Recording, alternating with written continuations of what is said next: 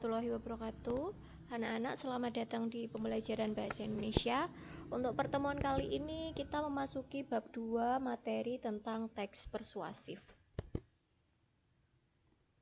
Nah, yang akan kita bahas di teks persuasif pertemuan kali ini hanya pengertian, ciri-ciri sebuah contoh teks persuasif dan juga tentang kalimat ajakan.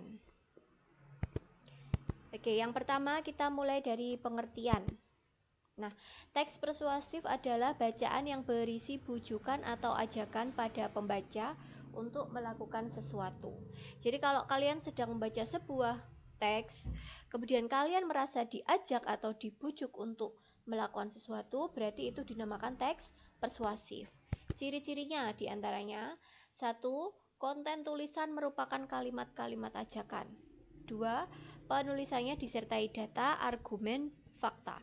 3. Isinya bertujuan mendorong dan mempengaruhi pembaca. 4. Terdapat kata ajakan seperti ayo, mari, sebaiknya, dan lain sebagainya. 5. Bahasanya menarik, antusias, serta sedikit provokatif. Nah, di sini ada sebuah teks bacaan teks persuasif. Kalau kalian amati, di sini ada 7 ya, jadi ada 2 slide, ada 7 paragraf yang bisa kalian baca sendiri. Saya tidak akan membacakannya karena waktunya sangat terbatas. Kalau kalian amati, ini sekilas seperti teks pidato. Nah, memang teks persuasif itu salah satunya yaitu teks pidato, karena pidato itu pasti ada yang mengajak melakukan sesuatu. Oke, kalian baca sendiri ya teksnya. Saya hanya akan menunjukkan mana yang menjadikan teks pidato ini disebut sebagai teks persuasif. Nah, kalian bisa melihat kalimat yang saya garis bawahi. Di situ menunjukkan sebuah kalimat ajakan.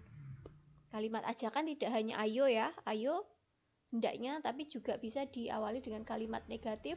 Misalnya, jangan sampai api persatuan itu padam lantaran kita tenggelam dalam kemelut perselisihan atau pencernaan dalam menekuni kepentingan pribadi. Ini kalimat ajakannya. Oke, lanjut ya. Nah, ajakan dalam teks persuasif itu ada ajakan yang tersurat dan tersirat. Ajakan ini kan salah satu ciri penting ya, jadi kalian harus mempelajarinya. Nah, ajakan yang tersurat itu bisa dari kata-kata yang positif, misalnya ya di sini ada kata harusnya, sebaiknya, hendaknya, ayo, mari, itu positif.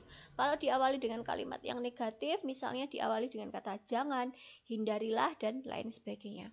Sedangkan kalau tersirat itu kita harus menyimpulkan sendiri dari teksnya.